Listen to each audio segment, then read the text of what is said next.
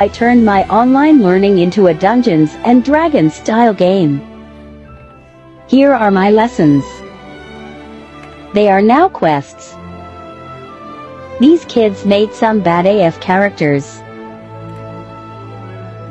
Reviews are now boss battles.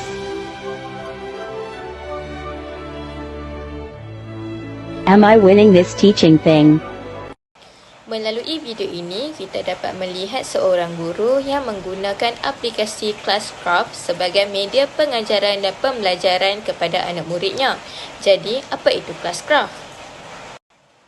Classcraft merupakan sebuah game yang membantu guru-guru untuk membentuk perilaku positif anak murid, mengembangkan ilmu pengetahuan serta menambahkan kemahiran berkomunikasi antara satu sama lain. Berbeza dengan media pengajaran yang lain, Classcraft mengutamakan elemen role-playing yang diinspirasikan daripada Dragon and Dungeon dan World of Warcraft. Dengan aplikasi Classcraft, ia dapat menjadikan sesebuah kelas tersebut menyeronokkan dalam sesi pengajaran dan pembelajaran. Melalui game Classcraft, murid-murid akan belajar dalam menyelesaikan misi atau quest yang dicipta oleh guru mereka. Satu fakta yang menarik, dalam game ini, setiap murid akan diberikan nyawa dan karakter yang tersendiri. Apabila mereka menyelesaikan quest yang diberikan oleh guru mereka, mereka akan mendapat koin. Jadi, koin tersebut digunakan untuk membeli baju, kuasa ataupun membeli karakter yang baru. Jadi, pada pendapat kami, aplikasi Warcraft dapat membantu guru dalam menarik perhatian mereka untuk semangat belajar dan mempelajari pelbagai ilmu melalui aplikasi kelas.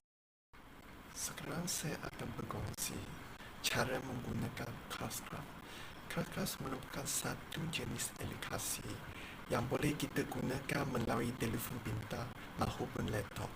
Dalam konteks pendidikan, kita sebagai warga pendidik yang ingin membuat kelas dalam Classcraft, langkah pertama yang perlu dilakukan adalah guru perlu membuka satu akaun terlebih dahulu dengan kunjungi bantuan yang ditunjukkan. Setelah itu, akan melihat ada 3 pilihan. I'm a student, I'm a parents, I'm a teacher. Sila pilih I am a teacher. Selepas itu, akan melihat welcome to Classcraft. Langkah yang kedua, kita akan diarah ke halaman sebagai guru. Tekan kelas, isi kelas nama dan pilih kelas setting yang sesuai. Langkah ketiga, masuk ke setiap chapter untuk settings seperti experience point, action point dan sebagainya yang merupakan reward dan kesan atas pencapaian pelajar terhadap tugasan yang diberi melalui platform ini. Langkah keempat, menetapkan satu objektif seperti apakah itu masuk teknologi maklumat, kemudian pilih satu daripada 4 sebagai jenis objektif, iaitu task, Google Classroom, assignment, Google Form Quiz, and guys and. Langkah kelima, menetapkan tarikh akhir serahan tugasan, maka penuh bagi tugasan. Langkah akhir, guru boleh menekan pada button setting bagi melihat pelajar yang telah menyertai atau yang telah siapkan tugasan yang telah diberi. Bagi pelajar yang ingin masuk ke dalam Classcraft yang diberi oleh guru, langkah adalah seperti berikut. Langkah yang pertama, pergi Google, type Classcraft, kemudian pilih login dan sign up, pilih I am a student. Langkah kedua, masukkan student code yang telah diberikan oleh guru dan kemudian tekan next. Langkah keempat, pelajar boleh memilih karakter dan penampilan yang akan kita mainkan dalam permainan. Langkah terakhir, pelajar dah boleh mula menjawab tugasan yang diberi oleh guru pada website Classcraft. Bagi guru yang kali pertama guna aplikasi ataupun website ini, jangan risau. Dalam halaman Classcraft, kita akan ada pilihan untuk demo kelas untuk mempelajari pelajari lebih lanjut cara penggunaannya. Itu sahaja daripada saya tentang cara penggunaan Classcraft. Kita jumpa lagi. Berdasarkan video pendek yang menerangkan kegunaan Classcraft, kita boleh menilaikan kualiti Classcraft sebagai bahan pengajaran pendidikan di Malaysia. Terdapat beberapa faktor khusus dalam konteks pendidikan digital di Malaysia ini perlu dipertimbangkan. Berikutnya ialah penguasaan bahasa. Sehingga 9 bahasa boleh digunakan dalam Classcraft termasuk bahasa Inggeris, Perancis, Jerman, Portugis dan sebagainya. Antaranya, bahasa yang paling sesuai untuk sistem pendidikan dua bahasa di Malaysia ini ialah bahasa Inggeris. Pelajar lebih mudah mengendalikan dan memahami kandungan kerja rumah yang disediakan oleh guru mereka. Faktor seterusnya ialah dari segi aspek interaktif dan menarik. Classcraft ialah bahan pendidikan yang boleh meningkatkan interaksi pembelajaran dan meningkatkan keseronokan pengajaran. Ia menggunakan prinsip permainan untuk mengintegrasi pembelajaran pelajar. Seterusnya, meningkatkan motivasi pelajar untuk belajar.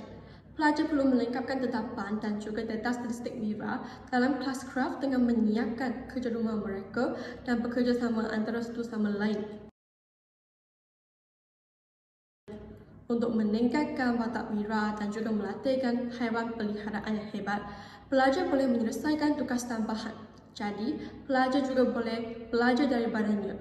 Gunakan permainan untuk membinakan budaya bilik belajar yang lebih empati dan juga menyeronokkan.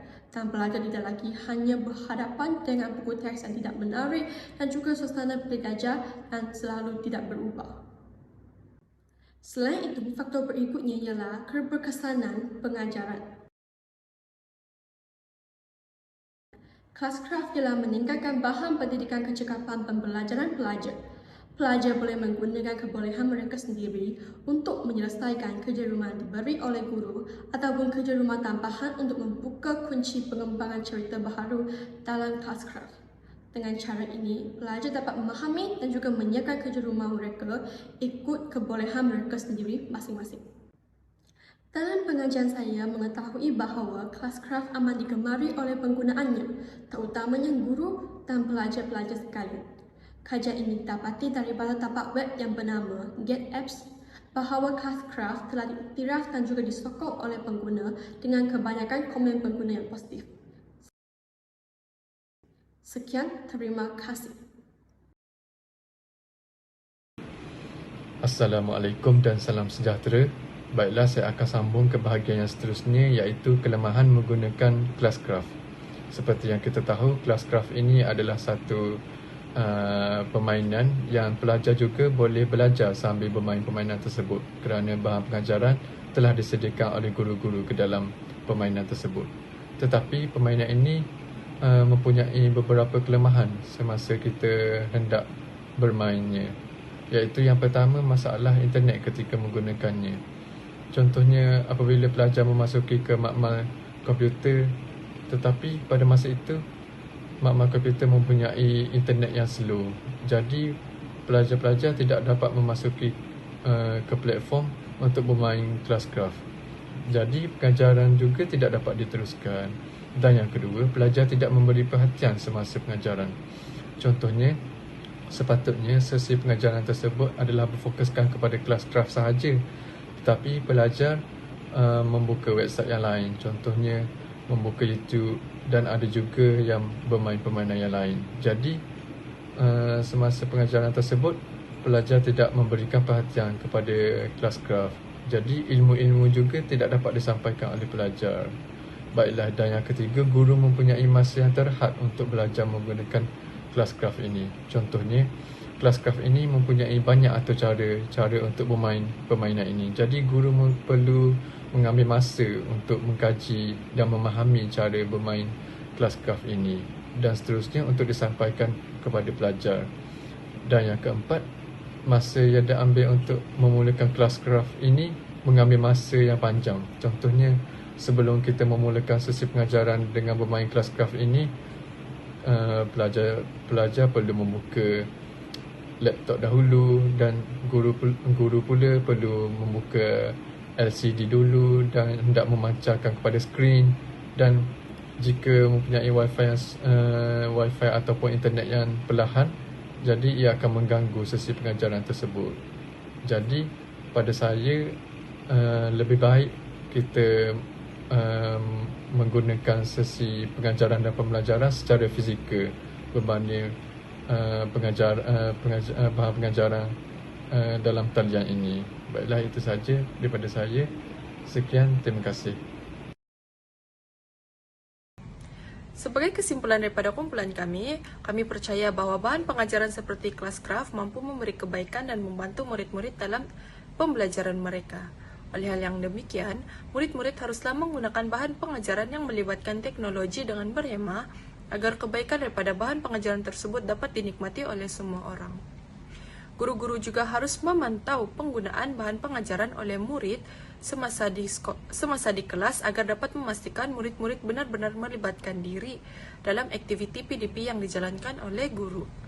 Tambahan pula, guru-guru haruslah menambah kepakaran dan kemahiran mereka dalam penggunaan bahan pengajaran agar dapat menjadikan proses pembelajaran lebih menarik dan mampu berkongsi ilmu daripada bahan pengajaran tersebut, memandangkan murid-murid pada abad ke-21 ini adalah lebih mahir dalam bidang teknologi. Tidak dapat dinafikan lagi bahawa bahan pengajaran seperti Classcraft mampu menarik minat murid untuk melaksanakan tugas yang diberikan oleh guru.